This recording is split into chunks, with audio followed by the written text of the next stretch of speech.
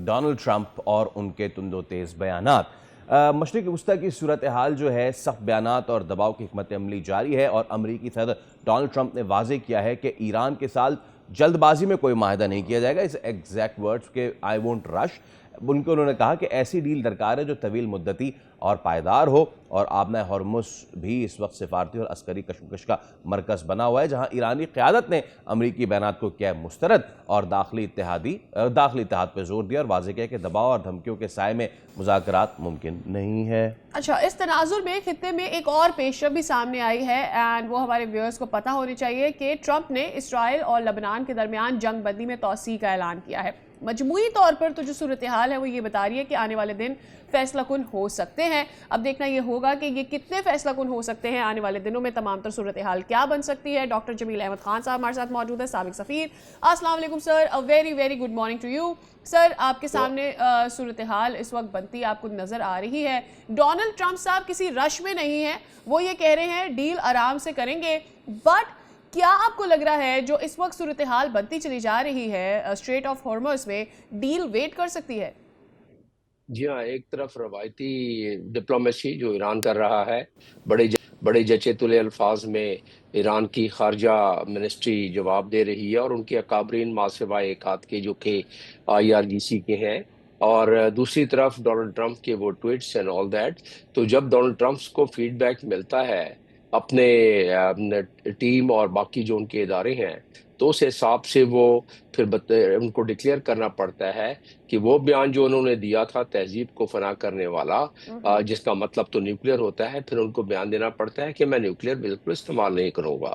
اور اب جب ایران نے اپنی نیگوسیشن کے خد و خال بہتر کر لیے ہیں، یا اپنے لحاظ سے انہوں نے فائنل کر لیے ہیں، گو کہ انہوں نے ابھی ایکسچینج نہیں کیا، کیونکہ میڈیٹر کا کام یہی ہوتا ہے کہ جب خد و خال بن رہے ہوں تو اس دوران میں ایک پارٹی اور دوسری پارٹی کو اس کے بارے میں بتاتا رہے اور ان کے خیالات دوسرے تک پہنچاتا رہے۔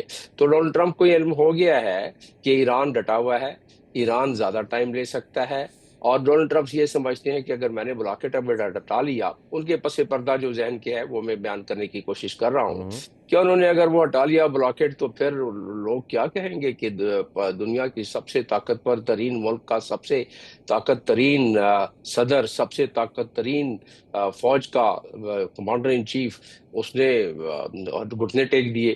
اصل معاملہ اس وقت یہی ہو رہا ہے کہ اپنے ملک کو کیا بتایا جائے، اپنے قوم کو کیا بتایا جائے۔ دیکھیں، ایران نے تو تینوں کابرین نے مل کر کہہ دیا کہ ہم انقلابی ہیں، ہم ایرانی ہیں، ہم اپنا تحفظ اور اپنے عزت و وقار و تکریم کی تحفظ کرنا جانتے ہیں۔ ہر قوم کو یہی بیان۔ ڈاکٹر صاحب، اس میں if you allow me، یہ بات تو ٹھیک ہے کہ ڈونلڈ ٹرمپ آپٹکس کے لیے کھیل رہے ہیں، اپنی عزت کے لیے کھیل رہے ہیں، ایوری تھنگ، بٹ اس وقت جو کرنٹ ڈیولپمنٹ ہے، US ملٹری آفیشلز جو ہے کہتے ہیں کہ ہم ڈیولپ کر رہے ہیں new plans to target Iran's capabilities in the Strait of Hormuz. جب ہم یہ بات کرتے ہیں capabilities in the Strait of Hormuz Iran کی، what do they mean by that? وہ کس چیز کو اٹیک کرنا چاہ رہے ہیں؟ وہی شپس کو اینڈ آل، یا پھر کوئی اور چیز ہے؟ نہیں، دیکھیں، ایران کو وہ شپس کو اٹیک کرتے رہیں، بمبارڈمنٹ، کارپیٹ بمبارڈمنٹ کرتے رہیں، اصل تو مسئلہ ہے ہرمز کا۔ ہرمز ہے 33 کلومیٹر ٹوٹل، اور اس میں سے 3 کلومیٹر پہ جو ہے ٹینکرز گزر سکتے ہیں، ہیوی ٹینکرز، ایک آنے جانے کی صورت میں۔ تو اس کو بند کرنا، جس طریقے سے پاسداران نے ٹنلز میں پوزیشن رکھی ہوئی ہے، پہاڑوں میں رکھی ہوئی ہے، جس قسم کے ان کے پاس میزائلز ہیں جو کہ ٹنل سے ہی وہ اپنی فائرنگ کر سکتے ہیں، میکینزم انہوں نے رکھا ہوا ہے۔ اور وہ آپ نے دیکھا ہوگا پچھلی مرتبہ بھی کس طرح مختلف ٹنل سے وہ اوپر سے ریت پڑی ہوتی تھی، اور میزائل جب نکلتے تھے تو ریت بکھرتی ہوئی اور میزائل اڑتے ہوئے مختلف جگہ پر جا کے برستے تھے۔ تو یہ علم ہے ڈونلڈ ٹرمپ کو کہ یہ اسٹیٹ آف ہرمز اسی وقت قابو میں آ سکتا ہے جب وہ بوٹس آن دا گراؤنڈ ہو، لیکن اس کا فیصلہ ڈونلڈ ٹرمپ اتنی آسانی سے نہیں کر سکتے، کیونکہ اگر وہ سینکڑوں کی تعداد میں باڈی بیگ لے جانے کے اگر جب تیار ہو جائے امریکی قوم ذہنی طور پر، اور ڈونلڈ ٹرمپ تیار ہو جائیں کہ وہ الیکشن ہار جائیں گے، کیونکہ باڈی بیگز جائیں گی تو الیکشن ہار جائیں گے۔ اور اس میں جنگ کی اجازت لینے میں بھی 2 ہفتے سے کم کا وقت رہ گیا نا ڈاکٹر جمیل صاحب، کانگریس سے جو انہوں نے اجازت لینی ہے۔ وہ کانگریس ان کو اجازت دے گی نہیں۔ تو اور دوسرا یہ ہے کہ ان کے اگلا دورہ چین کا ہے، اور اس میں بھی وہ مئی چاہتے میں، ہیں کہ کوئی اپنے ساتھ 14 اور 15 مئی کو ادھر وہاں ہوں گے اور چین چین نے میں. ان کو کہہ بھی دیا ہے کہ یہ معاملہ نمٹا کے آئیے گا. جی ہاں، کیونکہ ایک پورا پیکیج وہ ڈسکس کرنا چاہتے ہیں، تو اس میں اسٹمبلنگ بلاک تو یہ ہوگا. اور چین کو کیونکہ 1.5 ملین آئل کی رسد ادھر سے چاہیے، گو کہ چین کے کافی جہاز نکل رہے ہیں لیکن پھر بھی اس میں پرابلم ان کو ہو رہی ہے. اور چین کا کیونکہ $400 بلین کا ان کا ایران کے ساتھ 25 سالہ ایک معاہدہ ہے، اس میں ان کے 3 یا 4 کے قریب ان کے اسٹریٹجک بائی لیٹرل ایگریمنٹس ہیں، جس میں ملٹری کوآپریشن، میں ملٹری پیکٹ نہیں کہہ رہا ہوں، ملٹری کوآپریشن کی بھی ایک ہے، جس میں انٹیلیجنس شیئرنگ کی بھی ہے، جس کے تحت ایران ان کو اپنی سیٹلائٹ وغیرہ تک رسد دیتا ہے. اور جس کی وجہ سے آپ نے دیکھا کہ کس طریقے سے انہوں نے میزائل اپنے اپنے نشانے پر چن چن کر اپنے اپنے نشانوں کو اہداف کو حاصل کیا. تو یہ چاہے چین کا تو ظاہر ہے ایران میں یا اس خطے میں اپنا انٹرسٹ ہے، اور وہ انٹرنیشنل قانون کے مطابق معاہدے بھی ایسے ہیں کہ چین کو وہ کوآپریٹ کرنا پڑے گا. اور ڈونلڈ ٹرمپ نہیں کہتے ہیں کہ ہم نے جو جہاز قبضے میں لیا اس میں بڑے گفٹس ہیں، پتہ نہیں کب وہ اناؤنس کریں گے وہ گفٹس. ان کا اشارہ یہی ہے کہ کچھ حصے پرزے ہوں گے وہ اس جہاز میں، تو اس کی طرف ان کا اشارہ ہے. وہ چین کا کے جو معاہدے ہیں اس کے تحت وہ دے سکتا ہے.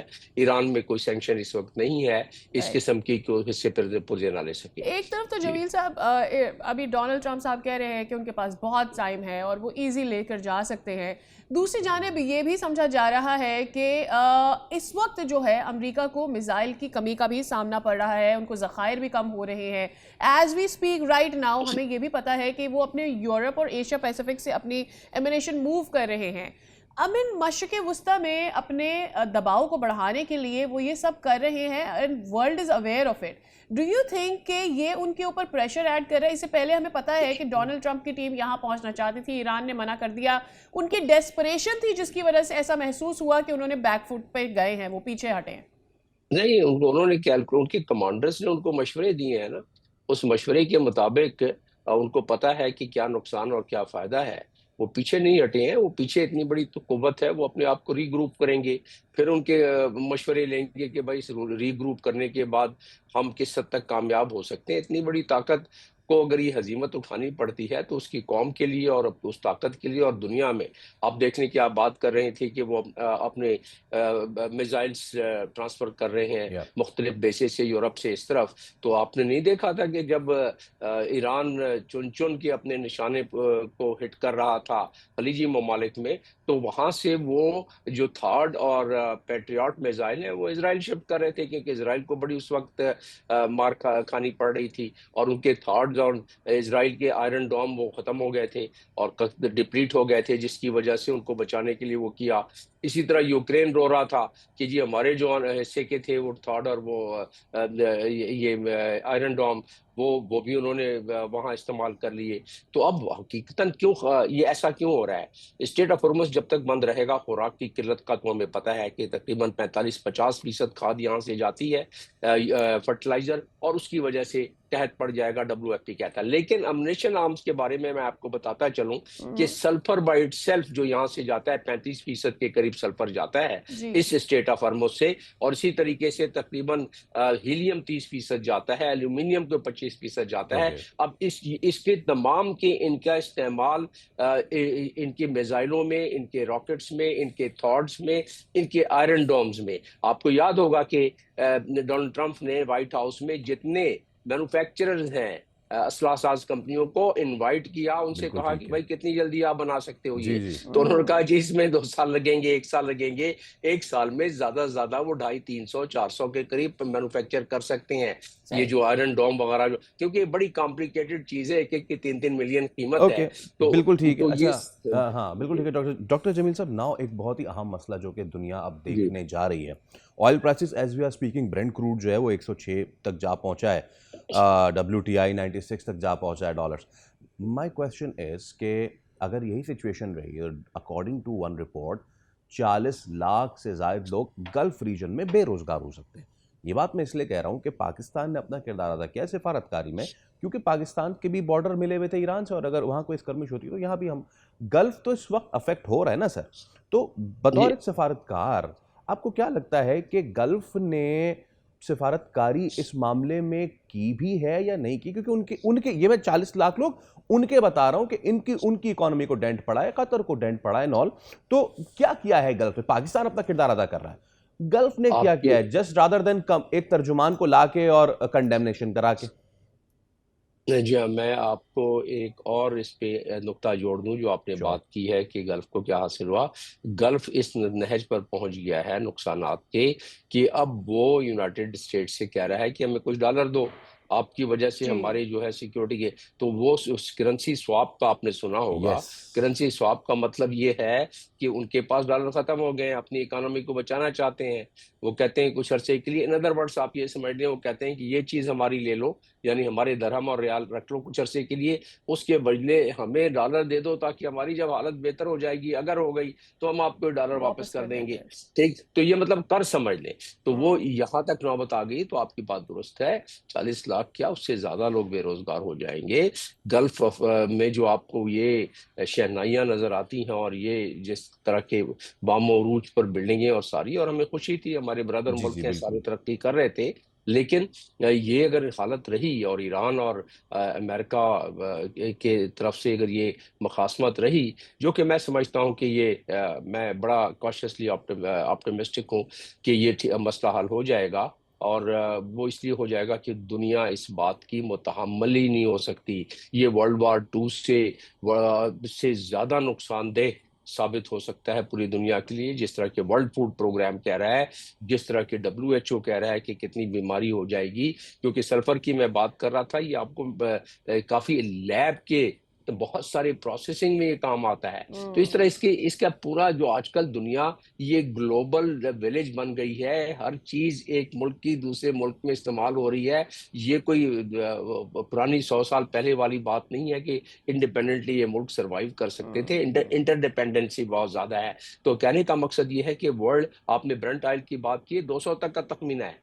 یہ بند رہنے دینا آپ، تو پھر یہ 200 تک چلا جائے گا تو ہماری معیشتیں یورپ کے 10 سروائیو کرے گا. چلے ایشینز تو تھوڑے ہم سخت جان ہوتے ہیں، کچھ عرصے برداشت کر لیں گے، لیکن پھر بھی we can't do it for a longer period of time. تو اسی طریقے سے یورپ کی بھی چیخیں نکل گئی ہیں، اسی طریقے سے امریکہ میں چیخیں نکل گئی ہیں. تو ایک اور بات بھی یہ ہے نا کہ ایشیا کے اوپر تو ظلم کرنے کے لیے اور وہ ساری چیزوں کے لیے ہمیشہ سے ہم ویسٹ پر سے دیکھتے ہو جاتا ہے، لیکن ان کے اپنے لوگ یہ برداشت کریں گے یا نہیں، یہ سوال ہے. بہت شکریہ سر آپ کے وقت کے لیے. سبسکرائب کریں اور بیل دبائیں تاکہ کوئی خبر رہ نہ جائے.